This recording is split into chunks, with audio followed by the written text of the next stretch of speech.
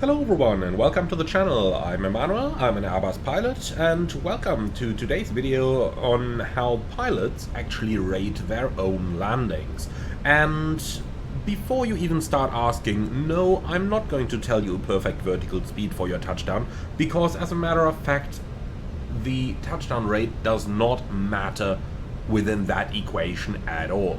Of course it feeds your ego if it's been smooth, but it really has no impact on whether you made a good landing or not. But what exactly does make a good landing then? Well, any good landing starts with a stabilized approach, and I did talk about stabilized approach criteria in my previous video for quite a bit, so let's just quickly go over the most important things. The latest legally allowed stabilized approach gate is at 500 feet in VMC or 1000 feet in IMC, and note that that's always feet above the airfield elevation. So we're approaching Luxembourg right here, field elevation is about 1200 feet, so basically right now we're at the 1000 foot gate, and in 1700 feet on the altimeter we're at the 500 foot gate. Don't rely on the radio altimeter for that, because you may be flying over hilly terrain like we are doing right out here. Now, what parameters do we need to have then? We've got to be on speed, we've got to be on the localizer and the glide slope, or at least within one dot of them. We've got to be at an appropriate vertical speed, we've got to be at an appropriate thrust setting for the approach, and we've got to be in landing configuration with the landing checklist completed. Now, from here on, the next thing is, are we able to maintain those parameters, and are we able to maintain them easily? The next important thing then is when to disconnect the automation. So if you do plan a manual landing, then disconnect the autopilot early enough.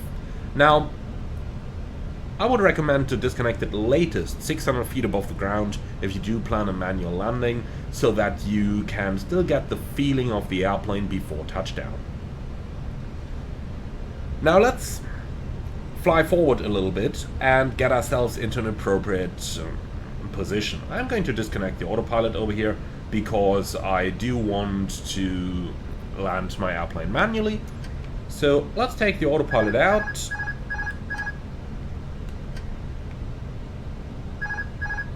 Come on, let's take the autopilot out and fly ourselves a little bit closer to the approach.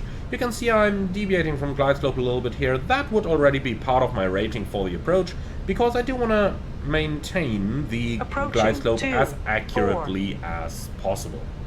Now, the next thing that we need to consider is crossing the landing threshold. And oh, come on, airplane, I'm just trying to record something here. Thank you.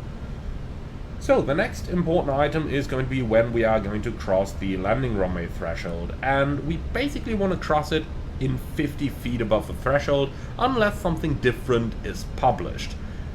When we do that, we want to be at an appropriate rate of descent on the center line. 100 above. Now, let's go ahead and pause the simulator once again in order to be able to establish those conditions, because any good landing starts at that very spot above the threshold. If you are descending too quickly, or if you are not descending fast enough, chances are it's not going to be a good touchdown any longer. So, from there on, Airbus basically counts 7 seconds, and after those 7 seconds you should touch down. This also answers the question about where you should touch down on the runway, because the only answer that can possibly be given there is you've got to touch down in the touchdown zone, basically after those 7 seconds. So let's just go forward a little bit and let's take a look at the markings we've got on the runway and just take a brief excursion to theory to what exactly they mean for us. Now, this right now is basically the picture we want to see. We are exactly on the center line, we are on the puppy, and we are closing in on the center line. Now, as we're reaching the runway threshold, so as we are right here, we want to be in 50 feet. And now those 7 seconds start. Follow the flare recommendation from your airplane's flight manual. So for the A320, that's between 20 and 30 feet. For example, for an A330, it's at 40 feet. For a 777, is roughly at that altitude as well. And now that's A380 up at 50 feet. So follow the correct point to initiate the flare. The flare is usually done by pitching up around a degree to a maximum of 2 degrees, depending on your airplane type, and closing your thrust slowly so that it reaches idle at touchdown. This is quite an important thing because in the real world you can really kind of steer your vertical speed a little bit with that engine thrust. So if you just slam the thrust lever close, then you will be descending a little bit quicker, making the chances of a positive landing a little bit higher. But that's just some theory there in the background. Because after all, yes, I know you want to make it soft, but again, it doesn't depend on it. What you absolutely do not have to depend on is the aiming point. It's called an aiming point, however, it's not necessarily the optimum touchdown point, because the optimum touchdown point is 7 seconds after crossing thresholds, basically both by Airbus and Boeing. So if you touch down on these 2 markers over there, nice, but you absolutely don't have to. What you do have to do is to touch down within the touchdown zone, which ends right over there, with the last marker on the runway, and you should be as close to the center line as possible. If you do have some crosswind, then decrab the airplane before touchdown, if possible. Unless it's a wet runway or a contaminated runway, then it may be better to touch down in a crab angle and then decrab the airplane on the ground. So that was a lot of theory. Let's go back into the cockpit, let's land the airplane and then talk about it and rate it afterwards to give you an example of what such a landing may look like. So, of course there is a little bit of instability as I'm going off the pause, so let's just establish the descent again. 5 degrees pitch here in the Airbus, on the glide slope, 50 above the threshold, flare, idle. I'm over flaring here. Alright, and we're down. So, spoilers, reverse green, decel.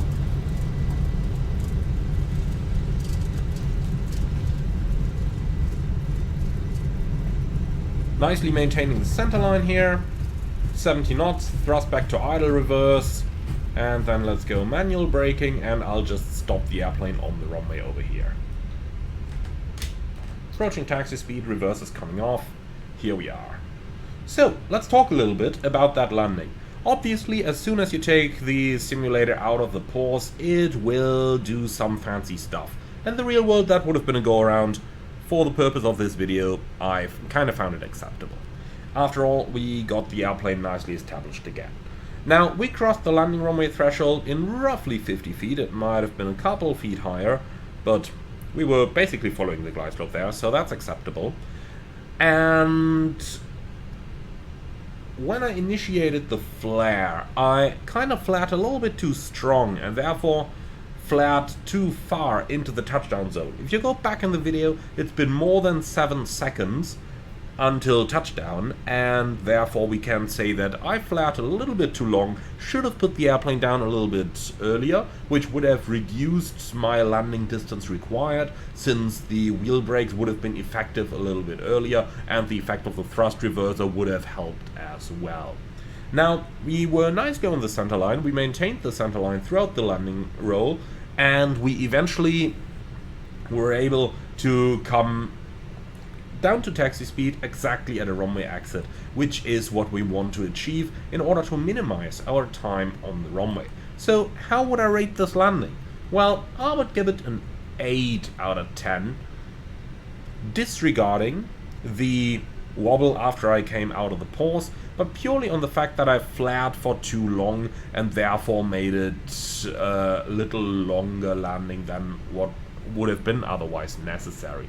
For a perfect 10, it should have been a little bit smoother there. When I flared, we basically should have broken the descent rate and then touched down. Alright, so that was my input on how I would be rating my landings as an airline pilot, and now I'm interested to hear what you guys are going to say about it. Put it down into the comments below, and whoever puts butter has not understood the purpose of this video. But now I'm really looking forward to your input, so thank you very much for watching, everyone. As always, be sure to like, comment and subscribe, and if you really love what I'm doing on this channel, I would appreciate a small donation through the Buy Me a Coffee link in the video description below. Thank you very much, and I'm looking forward to see you all again on the next one.